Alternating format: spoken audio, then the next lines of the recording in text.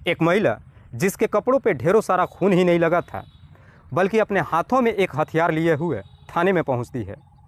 Police जब महिला को इस हालत में देखती है तो देख पुलिस भी परेशान हो जाती है। महिला पुलिस वालों से कहती है कि साहब, मैंने एक व्यक्ति की हत्या कर दिया है और इसीलिए मैं अपने आप को सरेंडर कर रही हूँ। लेकिन पुलिस जब इस हत्या की वजह पूछती है तो इस कहानी में एक ऐसे बदले की भावना नज़र आती है जिसे सुनने के बाद खुद पुलिस भी एकदम से चौंक जाती है। वाकई में दोस्तों, आज की जो कहानी है ये आपको भी हैरान व परेशान कर देने वाली है। नमस्कार, आदाब, मैं हसमुद्दीन और आप देख रहे हैं सफ़र क्राइम तक। आज की जो सच्ची घटना मैं आपको सुनाने वाला हूँ, दरअसल ये घटना है आंध्र प्रदेश की।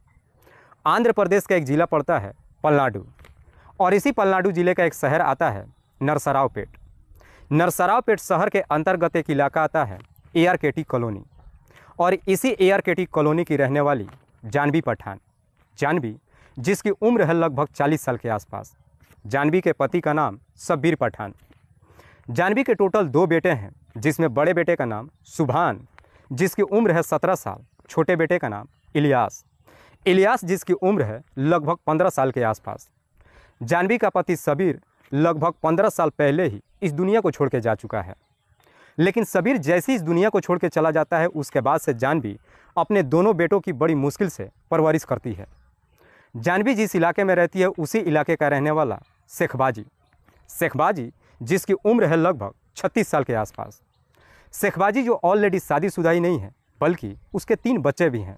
लेकिन शेखबाजी अपने इलाके का बहुत बड़ा बदमाश है। इलाके में जहाँ भी झगड़े तकरार होता है, उन सारे लड़ाई झगड़ों में शेखबाजी का नाम जरूर आता है। एक दिन शेखबाजी जब मार्केट में घूमने के लिए जाता है तो उसी मार्केट में शेखबाजी की पहली बार मुलाकात जानवी से होती है। शेखबाजी जब पहली बार जानवी को देखता है तो जानवी की खूबसूरती देख पहली नज़र में उसे अपना दिल दे बैठता है। जानवी जो भले ही 40 साल की थी, लेकिन देखने में बेहद ही खूबसूरत। उसके बाद से शेखबाजी जानवी के करीब जाने के लिए उसके बारे में पता करता है तो शेखबाजी के लिए एक अच्छी खबर ये मिल जाती है कि जानवी विधवा ही नहीं है, बल्कि बेहद ही गरीब परिवार से है। इसीलिए अब शेखबाजी जानवी के नज़दीक जाने के लिए उसके घर पे आना जाना ही नहीं शुरू करता है, बल्कि उसकी कई तरह की मदद भी करता है। बार बार जब उसके घर पे आना जाना शुरू करता है तो उसे देख जानवी को भी समझने में देर नहीं लगता है कि शेखबाजी चाहता क्या है। इसके बावजूद भी जानवी शेखबाजी के ऊपर कोई भाव नहीं देती है। धीरे धीरे लगभग 6 महीने का समय गुजरता है।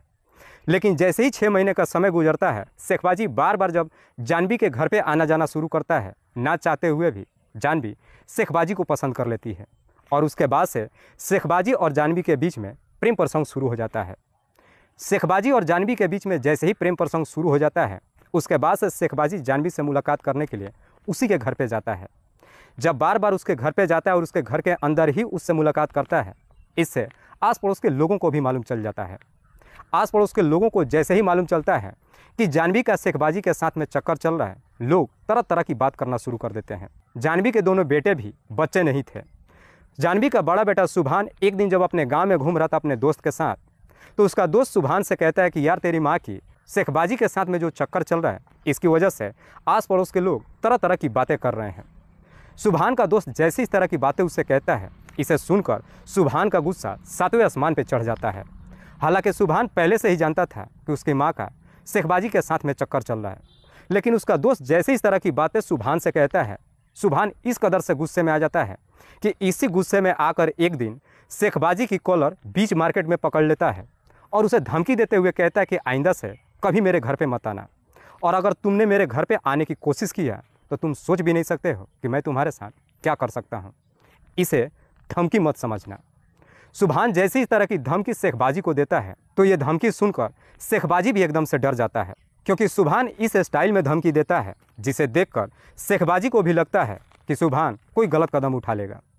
अब इधर शेखबाजी को लगता है कि सुभान के रहते हुए उसकी माँ से वो कभी मुलाकात नहीं कर सकता है, जबकि शेखबाजी जानवी से बेपनाह मोहब्बत करने लगा था। इसीलिए अब शेखबाजी जानवी से मुलाकात करने के लिए उसके बेटे सुभान को इस दुनिया से ही हटाने का तय कर देता है। सुभान को इस दुनिया से हटाने के लिए शेखबाजी एक प्लान बना लेता है और इसी षड्यंत्र के तहत 8 अगस्त 2021 को सुबह सुबह जानवी के घर पे जाता है और जानवी से कहता है कि मैंने तुम्हारे बेटे के लिए एक काम देख रखा है, तुम अपने बेटे सुभान से बोलो कि वो मेरे साथ चले। काम का नाम सुनकर जानवी भी एकदम से खुश हो जाती है। जानवी को लगता है कि शायद अब उसका बेटा थोड़ा बहुत जब पैसा कमाएगा तो उसके घर की माली हालत सुधर जाएगी। इसीलिए जानवी भी अपने बेटे सुभान को शेखबाजी के साथ भेज देती है। शेखबाजी सुभान को लेकर एक मदर डेयरी पे जाता है, लेकिन दोनों जब मदर डेयरी पे पहुंचते हैं तो वहाँ पे एक पहले से ही व्यक्ति मौजूद था जिसका नाम है कासिम। कासिम कोई और नहीं था बल्कि शेखबाजी का ही दोस्त था। दरअसल शेखबाजी ने इस षड्यंत्र में अपने दोस्त कासिम को भी शामिल कर लिया था। जैसे ही दोनों मदर डेयरी के पास पहुंचते हैं, शेखबाजी कासिम की तरफ देखते हुए इशारा करता है और उससे कहता है कि सुभान का दोनों हाथ पकड़ लो। कासिम जैसे ही सुभान का दोनों हाथ पकड़ लेता है, उसके बाद से शेखबाजी अपने पास से एक तेज़ धार हथियार निकालता है और सुभान के गले पे चला देता है, जिसकी वजह से सुभान की घटनास्थल पर मौत हो जाती है। उसके बाद से ये दोनों मिल करके सुभान की डेड बॉडी एक मिल्क वैन में डाल देते हैं। वहाँ से वापस अपने घर चले जाते हैं। लेकिन जैसे ही शाम हो जाती है, शाम तक सुभान जब घर पे नहीं आता है, उसकी माँ जानवी परेशान हो जाती है। जानवी शेखबाजी के नंबर पे फ़ोन करती है और अपने बेटे के बारे में पूछताछ करती है। तो शेखबाजी कहता है कि वो तो हमारे पास मात्र 15 ही मिनट रुका था, उसके बाद से वहाँ से चला गया। हमारे पास की बात जब जानवी से कहता है तो इसे सुनकर जानवी शेखबाजी से पूछताछ करती है कि क्या तुम्हारे साथ कोई और भी था। इस पर शेखबाजी कहता है कि हाँ, मेरा दोस्त कासिम भी मेरे साथ था। जानवी उसके बाद से अपने बेटे की हर जगहों पर तलाश करती है, लेकिन सुभान का कहीं कुछ पता नहीं चलता है और देखते ही देखते पूरी रात गुजर जाती है। आखिरकार अगले दिन सुभान की डेड बॉडी पुलिस को बरामद होती है। पुलिस जैसे ही डेड बॉडी को बरामद करती है, सबसे पहले इस बात की जानकारी उसकी माँ जानवी को देती है और फिर उसकी डेड बॉडी को अपने कब्जे में लेकर पोस्टमार्टम के लिए भेज देती है। इधर जानवी को जब मालूम चलता है कि उसके बेटे की हत्या कर दी गई है, जानवी चीख चीख करके रोने लगती है। पुलिस जब घटनास्थल की मुआयना करती है तो वहाँ पे पुलिस के हाथ कोई सबूत भी नहीं मिलता है। इसीलिए पुलिस अब जानवी से पूछताछ करती है कि क्या तुम्हें किसी पे शक है कि तुम्हारे बेटे की हत्या कौन कर सकता है। इस पे जानवी कहती है कि साहब, मुझे शक नहीं है बल्कि पूरा यकीन है, मेरे बेटे की हत्या शेखबाजी और उसके दोस्त कासिम ने किया है। पुलिस जानवी के तहरीर पर नामजद मुकदमा दर्ज करती है और फिर शेखबाजी और उसके दोस्त कासिम इन दोनों को गिरफ्तार करके जेल भेज देती है। लेकिन पुलिस जब सुभान की डेड बॉडी उसके मां के हवाले करती है तो जानवी अपने बेटे की डेड बॉडी पर रोते हुए कसम खाती है कि मेरे बेटे को जिसने भी हत्या किया है मैं उसे किसी कीमत में नहीं छोड़ूंगी। जानवी जब ये कसम खाती है तो उसके आसपास में कई लोग मौजूद भी होते हैं। इधर शेखबाजी और उसके दोस्त कासिम जेल तो चले जाते हैं, लेकिन सबूत के अभाव में अप्रैल 2022 में बेल पर रिहा हो जाते हैं। दोनों जब बेल पर रिहा होकर के अपने घर पहुँचते हैं तो शेखबाजी को जानवी की कसम वो याद आ जाती है। दरअसल शेखबाजी जानवी को बेहतर तरीके से जानता था। शेखबाजी को लगता है कि जानवी ने जो कसम खाई है वो अपना कसम एक न एक दिन ज़रूर पूरा करेगी। इसलिए शेखबाजी जानवी से इस कदर से डर जाता है कि अपने पूरे परिवार को लेकर वहाँ से जगह छोड़ देता है और वहाँ से लगभग 50 किलोमीटर दूर किसी दूसरे गांव में जा कर के रहने लगता है। लेकिन कासिम जानवी के बारे में ज़्यादा कुछ नहीं जानता था, इसीलिए कासिम अपने घर पर ही रहने लगता है। लेकिन जैसे ये दोनों बेल पर रिहा होकर के घर आते हैं, इस बात की जानकारी जानवी को मालूम चल जाता है। जानवी को जैसे ही मालूम चलता है कि दोनों बेल पर रिहा हो चुके हैं, जानवी अपना बदला लेने के लिए दोनों की तलाश करना शुरू कर देती है। जानवी जब दोनों की तलाश करती है, शेखबाजी तो उससे नहीं मिलता है, लेकिन कासिम मिल जाता है। दरअसल कासिम अपने ही इलाके के मार्केट में सिनेमा थिएटर के सामने काफ़ी नशे के हालत में बैठा हुआ था। उस मार्केट में जानकी का छोटा बेटा इलियास जब घूमने के लिए जाता है, वहाँ पे जब कासिम को देखता है, भागते दौड़ते घर पे आता है और इस बात की जानकारी अपनी माँ को देता है। जानवी अपने बेटे और अपने एक छोटे भाई हुसैन, इन दोनों को साथ लेकर के मार्केट में जाती है। अपने सामने जब कासिम को देखती है तो जानवी अपने बेटे और अपने भाई को इशारा करके कहती है कि कासिम का हाथ पैर पकड़ लो। जैसे ही वो दोनों कासिम का हाथ पैर पकड़ लेते हैं, उसके बाद से जानवी अपने पल्लू से एक तेज़ धार हथियार निकालती है और कासिम के गर्दन पे चला देती है, जिसकी वजह से कासिम की घटनास्थल पे ही मौत हो जाती है। लेकिन जब यह वारदात होता है, उस मार्केट में आसपास काफ़ी लोग मौजूद थे। लोग जैसे इस तरह की नज़ारा देखते हैं, तुरंत ही पुलिस को खबर कर देते हैं। इससे पहले कि ये तीनों वहाँ से फरार हो पाते, तुरंत पुलिस अपने टीम के साथ वहाँ पहुँच जाती है और इन तीनों को गिरफ्तार कर लेती है। पुलिस इन तीनों को गिरफ्तार करके जेल भेज देती है।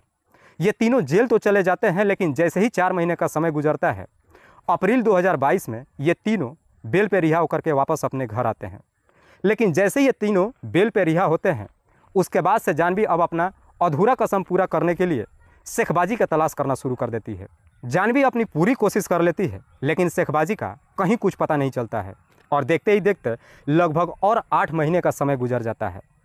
लेकिन जैसे ही 8 महीने का समय गुजरता है, जनवरी 2023 में जानवी को ये मालूम चल जाता है कि शेखबाजी अपने घर से लगभग 50 किलोमीटर दूर किसी दूसरे गांव में अपने परिवार के साथ रह रहा है। जानवी को जैसे ही शेखबाजी के बारे में मालूम चल जाता है, कैसे भी करके शेखबाजी का नंबर हासिल कर लेती है।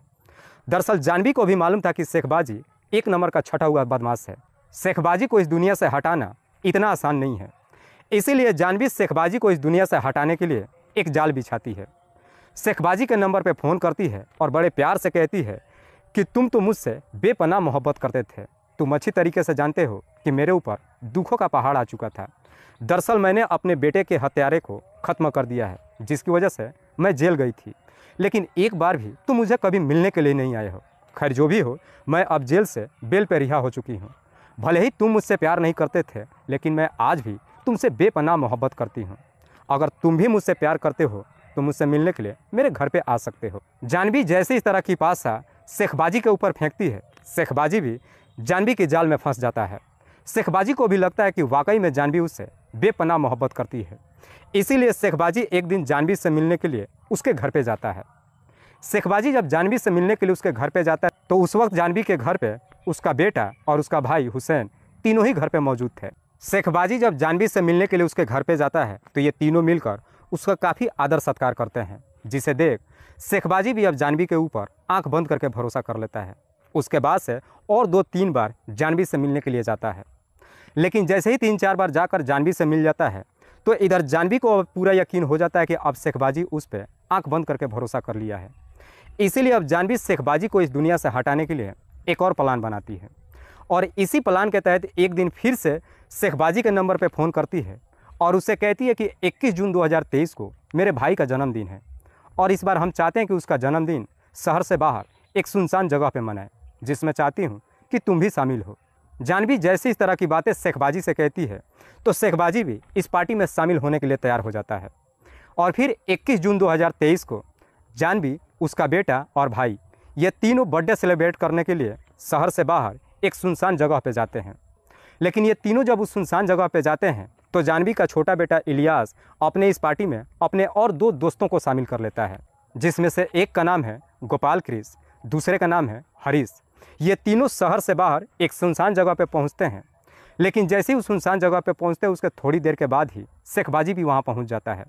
वहां पहुंचने के बाद ये सब के सब खुल करके पार्टी करते हैं। जो भी खाने पीने की चीज़ें लेकर आए थे उनमें से शेखबाजी को भी पिलाते हैं। पीने के बाद शेखबाजी जैसे ही नशे में आ जाता है, उसके बाद से जानवी अपने बेटे और भाई की तरफ देखते हुए इशारा करती है कि शेखबाजी का हाथ पैर पकड़ लो। जैसे ही इशारा करती है, उसका बेटा और उसका भाई शेखबाजी का दोनों हाथ पैर पकड़ लेते हैं। इससे पहले कि शेखबाजी अपने आप को बचाव करता है, जानवी अपने पल्लू से एक तेज़ धार हथियार निकालती है और उस हथियार से शेखबाजी के ऊपर एक पर एक कई सारे वार करती है, जिसकी वजह से शेखबाजी की भी घटनास्थल पर ही मौत हो जाती है।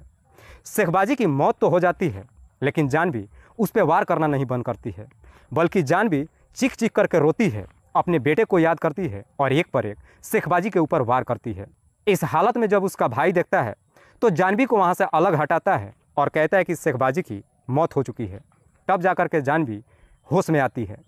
लेकिन जानवी जैसे ही होश में आती है, उसके बाद से उस हथियार को लेकर वहीं से सीधे थाने में पहुँच जाती है और पुलिस वालों से कहती है कि साहब, मैंने अपना बदला पूरा कर लिया है, मैं अपने बेटे के हत्यारे को हमेशा के लिए ख़त्म कर दिया है। लेकिन जानवी जैसी ये पूरी घटना के बारे में पुलिस वालों को बताती है तो पुलिस जानवी के ही तहरीर पे उसके भाई और उसके बेटे के दोनों दोस्त, इन चारों को भी अपने कस्टडी में लेकर आती है। फिलहाल पुलिस ने इन तमाम आरोपियों को अपने कस्टडी में लेकर इन सब पे गंभीर धाराओं में मुकदमा दर्ज करके जेल भेज दिया है। दोस्तों, इस पूरी घटना के बारे में आप क्या सोचते हैं? आप अपनी राय हमें कमेंट बॉक्स में ज़रूर दीजिएगा। तब तक के लिए जय हिंद, जय भारत।